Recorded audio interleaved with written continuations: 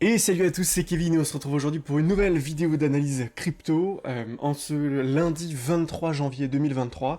Et aujourd'hui au programme, on va analyser la hausse que l'on a vue sur BTC, ETH, le S&P 500, la baisse du dollar et également quelques autres cryptos que j'ai sélectionnés pour vous. Et je vais vous expliquer pour quelles raisons je les ai sélectionnés. Et d'ailleurs, je les ai sélectionnés en fin de semaine dernière pour pouvoir jouer et suivre cette explosion soudaine à la hausse, c'est ce qui m'a permis notamment de faire un plus 50% à peu près sur une des cryptos.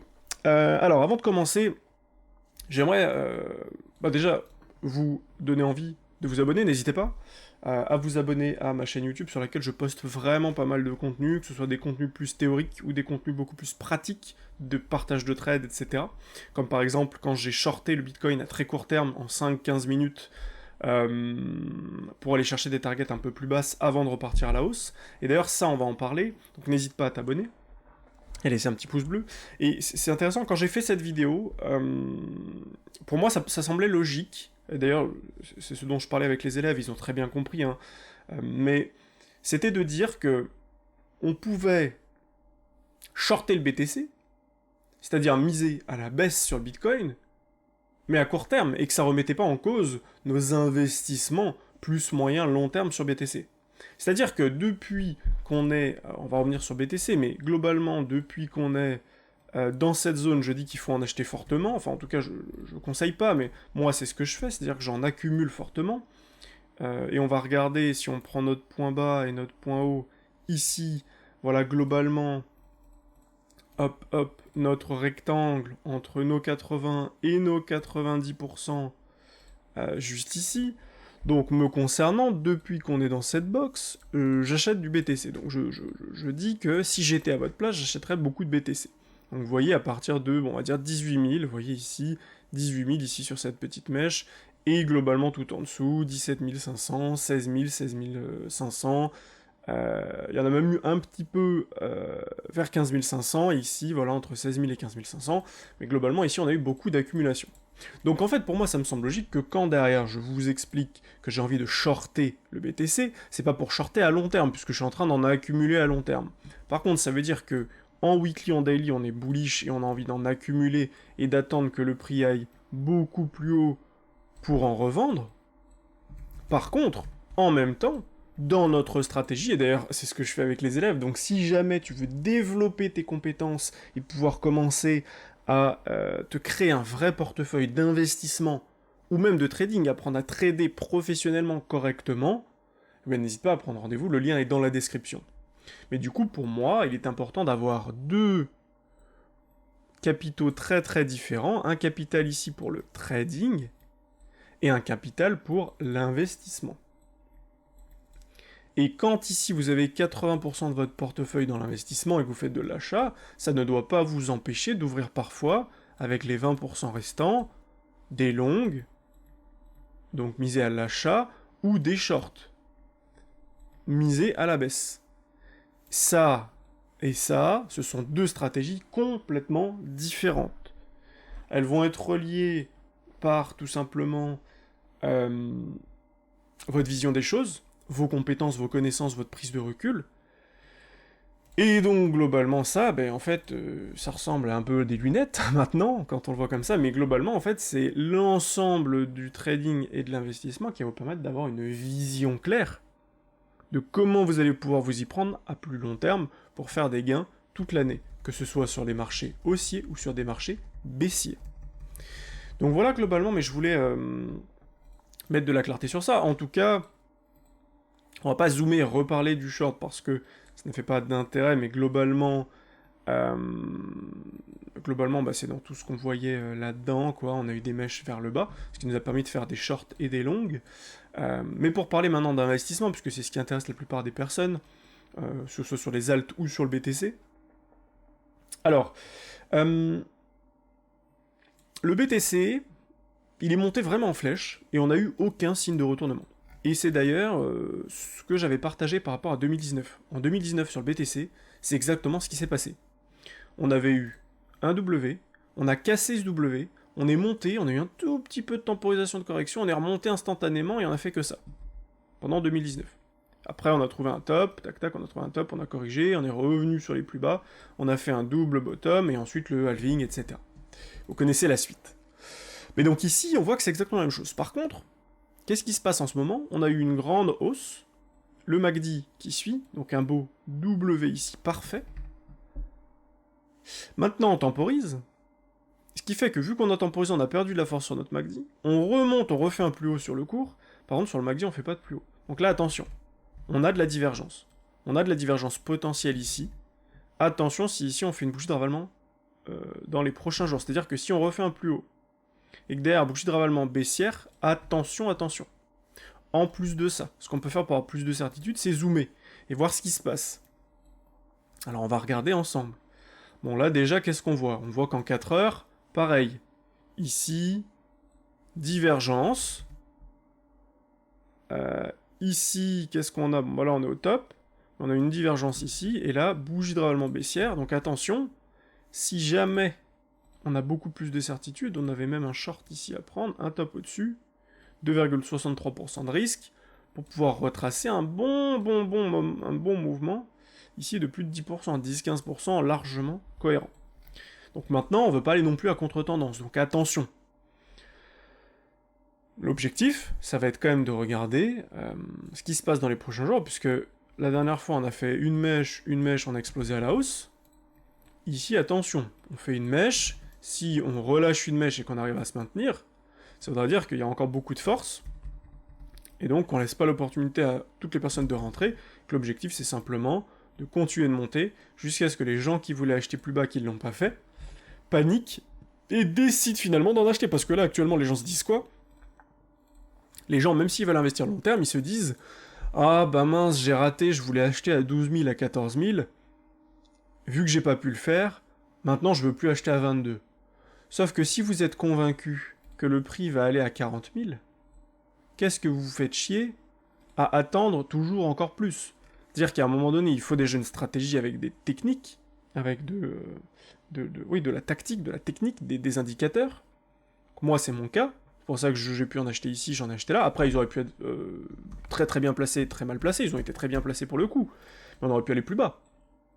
Mais j'avais une stratégie que je partage avec mes élèves pour pouvoir en acheter ici et là, pour pouvoir également en acheter en dessous, et voir comment faire pour gérer mon portefeuille au mieux, pour l'investir correctement, sans FOMO, mais sans non plus rater toutes les opportunités de la Terre. Alors maintenant, le truc c'est ouais, mais est-ce qu'on va continuer de monter? Alors déjà, une chose à prendre en compte, on n'a pas la science infuse.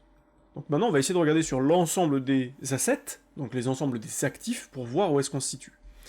Le BTC, voilà ce qu'on peut dire, on a cassé ce niveau. Sur le MACD, on a fait un beau W.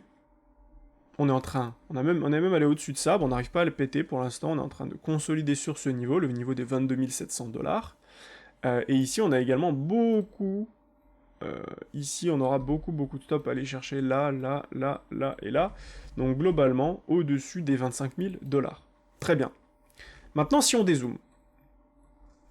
Et on va voir un petit peu quels sont les targets pour notre BTC. Alors, on va prendre déjà ce niveau. Tac. Point haut, point bas. Voilà où on se situe. On a passé les 0,38,2. On a les 0,5 ici, les 0,6 juste au-dessus, ici vers les 26 000 $. Donc déjà une zone, je trouve, hyper intéressante. Parce que ça permettrait de venir nettoyer tous ces gens-là. C'est-à-dire tous ceux qu'on shortait ici, on viendrait les sortir, et ensuite, paf, on va plus bas. Maintenant, si l'objectif c'est de faire un mini rallye jusque avril-mai, on va simplement continuer de monter comme ceci, mais par contre il va falloir se calmer dans la montée, parce que là la vitesse à laquelle on monte, il faut bien comprendre ici qu'on a fait entre 30 et 40% de hausse. Si on refait par rapport à maintenant 30 à 40% de hausse, 33% de hausse, ça nous fait monter à 30 000 $. Et à cette vitesse-là, ça va aller vite. Donc faut quand même faire attention. En termes de target, donc on a vu celle-ci à court terme, donc à surveiller vers les 25 000, 26 000 $, globalement au-dessus des 24 700 $. Pourquoi? Parce que c'est à ce niveau que le marché peut se retourner. Une fois qu'on a récupéré toute la liquidité, on peut se reverse et partir complètement à la baisse. Maintenant, si on vise des targets plus long terme, ben on a celle-ci qui nous dit quoi? Qui nous dit attention aux 27 600 $, donc encore une fois, comme les 0,68 précédents. Les 0,68 précédents nous disent attention vers les 25 890, donc vers les 26 000 $. Ici, on nous dit attention sur les 27 000, 28 000 $. Donc on voit que dans cette zone, il va y avoir de l'intérêt. En plus, on a cette zone à casser, plus cette zone qui va faire résistance également. Plus ces mèches qui vont faire résistance également, vers les 29 000 $. Donc là, on a un niveau hyper intéressant. Ensuite, le niveau d'après, c'est 35 000 $. Si on regarde à beaucoup plus long terme, qu'est-ce qu'on se rend compte? On se rend compte qu'on a les 36 000 $ également, donc 35 000, 36 000, et également, à très long terme, entre 50 000 et 58 000 $. Globalement ici, 48 800, 49 000 $. Donc on a une target en fin de mini bull run à 49 000 $. Maintenant, est-ce qu'on va le faire comme ça? Je ne pense pas. Donc je pense ici qu'on peut continuer de monter, venir ici, temporiser, consolider, mais globalement faire quelque chose comme ça, tac tac, hop, on retemporise, on remonte, et après qu'on a ici, là ou pas, peu importe, derrière, et bien à un moment on va retracer, on va revenir soit là, soit plus bas, et l'objectif ce sera à ce moment-là de prendre énormément de recul, pour savoir, à ce moment-là, quels sont les assets qui font pas n'importe quoi, qui ne vont pas chercher de plus bas si jamais le BTC va pas chercher de plus bas, qui se maintiennent et qui sont solides. Et ça, c'est ce qu'on va chercher pour les investissements futurs. C'est pour ça qu'avec mes élèves, on travaille sur le tableau des alts, on le met en place individuellement pour que chacun puisse le faire. Et on chasse ensemble. Maintenant, je vais vous donner quelques opportunités. Avant ça, on va regarder rapidement Ethereum, mais il n'y a pas grand-chose à dire de plus, si ce n'est que sur Ethereum, on voit qu'on a quand même ce niveau, ce niveau, ce niveau. Donc on a quand même pas mal de niveaux à venir chercher. Comme sur BTC, on commence à diverger. Attention, si on n'a pas une forte accélération dans les prochains jours, une bonne reprise de ce mouvement qu'on viendrait à retracer encore, attention, on pourrait rapidement s'essouffler et revenir beaucoup plus bas sur BTC, ETH et tous les assets. En plus de ça, le S&P. Alors le S&P, qu'est-ce qui se passe? Le S&P, on voit qu'il est complètement bloqué entre deux eaux. Entre quelle zone? Typiquement entre cette zone, qui est la zone de la résistance ici, et on voit ce niveau. C'est-à-dire que, on va le mettre en un peu moins opaque, paf, mais qu'est-ce qui se passe ici? Ici, on est toujours au contact de la trendline. On touche la trendline, bougie drablement baissière. Mais ici, on fait une bougie ici, bougie drablement haussière. Donc là, on voit que on est vraiment bloqué entre deux eaux, et il y a une décision qui va être prise. Mais alors, quand elle va être prise, ça va être explosif, par contre, je vous le dis. Donc attention, là, on a retracé jusqu'au 0,5, donc nickel, si on avait voulu d'ailleurs suivre ce mouvement, on aurait checké les 0,38,2, les 0,5 et les 0,68. 0,5, bougie drablement haussière. Attention. Maintenant, est-ce qu'on va être capable de casser enfin cette trendline? On voit de toute manière que plus on touche cette trendline, plus il y a de chances de la casser. Si on la casse, on peut se rendre très très rapidement entre les 4300 et les 4500 $. Ce qui nous permettrait ici de faire une hausse de, globalement, on va dire 8 à 14%, donc globalement 10% de hausse, et donc ce qui pourrait permettre aux cryptos d'exploser. Maintenant, c'est pas fait. On peut encore une dernière fois, et c'est une target long terme que j'ai ici en vert, on pourrait très bien se faire rejeter une nouvelle fois ici, et aller plus bas. Venir poser un bottom, tac, tac, tac. Maintenant, moi, ce que je vois ici, c'est, on vient casser, on vient ici, on se fait rejeter, on vient là-dedans, faire un genre de pullback de cette grande trendline, on vient faire un pullback fin d'année ou début d'année prochaine, tac tac, et ensuite on pose des W, le halving BTC qui arrive, on explose tout à la hausse et on repart, et on va faire un nouveau plus haut sur beaucoup d'assets. Voilà ce que j'imagine, voilà mon plan que je voulais vous partager. Le dollar, qu'est-ce qu'il nous dit? Alors le dollar, moi j'ai toujours cette target là, à plus long terme, qui pourrait arriver en deuxième partie d'année.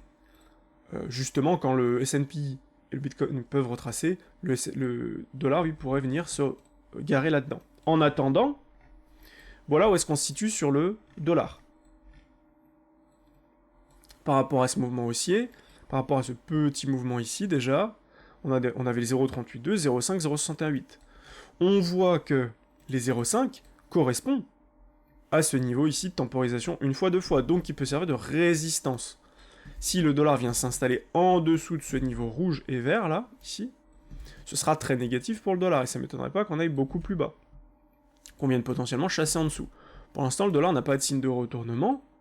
Maintenant, attention, il fait l'inverse, bon là je suis en weekly, mais il fait l'inverse du BTC et du S&P, c'est-à-dire qu'on a cette baisse, c'est très bien. Par contre, on voit que cette baisse ralentit, et donc si on se maintient par là, ou qu'on vient se maintenir par ici, le MACD va continuer de ralentir, et donc on pourra avoir un retournement de situation, et le S&P qui pourrait, avec le BTC, retracer davantage vers la baisse si le dollar se reprend. Maintenant, voilà les cryptos que je voulais vous partager, et pourquoi je voulais vous les partager. Et quelque chose que j'utilise beaucoup, c'est Coinalyse. Quand j'utilise, j'aime bien utiliser les Future Data. C'est-à-dire, je vais dans Future Data, et je vais utiliser les volumes qui sont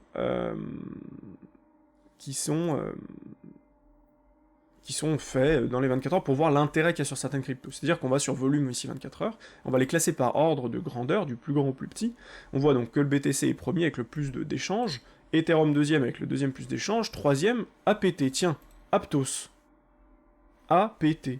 Donc je vais aller sur CoinMarketCap, on va chercher APT, Aptos, et on se rend compte que le Aptos est 29e. 29e, uniquement 29e, 2 milliards de market cap seulement, entre guillemets, et déjà 3e en termes de volume sur 24 heures, ce qui est énorme. Donc à ce moment-là, je me dis, attends, il y a quelque chose à faire là. Le APT, il a beaucoup de volume en 24 heures, donc il y a potentiellement beaucoup d'intérêt. Quand on voit ça, à ce moment-là, bah, qu'est-ce qu'on a envie de faire? On a envie d'investir plus dans ces short crypto qui risquent d'être très volatiles, et donc ce que j'ai fait, c'est qu'à ce moment-là, c'était, quand je l'ai vu, on était, c'était, ouais voilà, le 20 janvier, donc c'était vendredi. J'ai vu ça, j'ai investi dans le APT, le temps que je fasse mes recherches, etc., on était déjà à 9$ ici, j'ai vu le BTC qui allait casser à la hausse, qui était en train de casser à la hausse, j'ai investi dans le APT, et maintenant on est déjà à 13,6$, donc je ne veux pas vous mentir, je suis déjà sorti, hein. Je suis sorti vers 12,60$ par ici, puisque j'ai vu des choses qui n'étaient pas très belles en horaire en 4 heures, mais voilà globalement ce qui s'est passé. Le but c'était de prendre un gain rapide avec un petit peu de levier, et c'est ce que j'ai fait. Et donc ici on est passé de 9$ à 12,60$, ce qui fait 39%, avec un levier x2, ce qui vous fait 80% de gain ici. Très très rapide, et pas très très compliqué à voir. Maintenant l'APT, qu'est-ce qui se passe? Sur notre Coinalyse, on voit que l'open interest a descendu de 13,42%. Donc là, il va commencer à moins nous intéresser, parce que potentiellement, ça veut dire qu'on a quand même de l'argent qui est en train de sortir, et des profits qui sont en train d'être pris. Ensuite, le Axie Infinity. Axie Infinity, ici, 4ème. Alors, il n'était pas du tout 4ème jusqu'à encore hier ou aujourd'hui. Je l'ai vu ce matin. Plus 40% de volume en 24 heures. Enfin, d'échange en 24 heures, pardon. Enfin de changement de prix quoi. Et ici, l'open interest a augmenté de 155%, ce qui est monstrueux. Et donc, AXS, Axie Infinity, on va aller checker 41ème. Quelle est l'évolution? Et là, on voit parfait. Axie Infinity, super beau.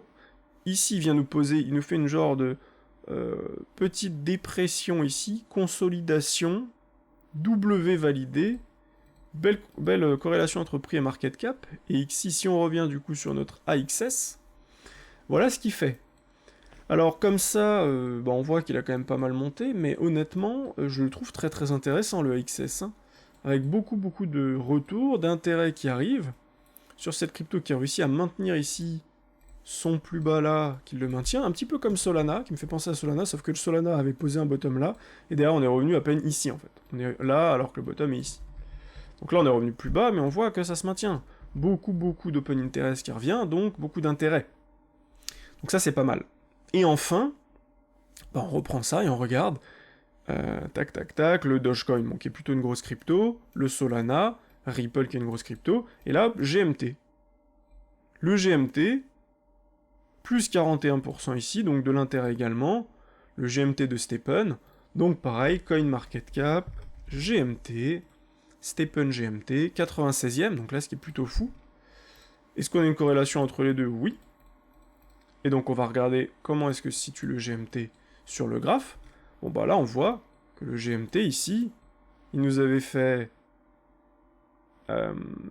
ici de la divergence, belle divergence ici. Si on zoome, qu'est-ce qu'on a?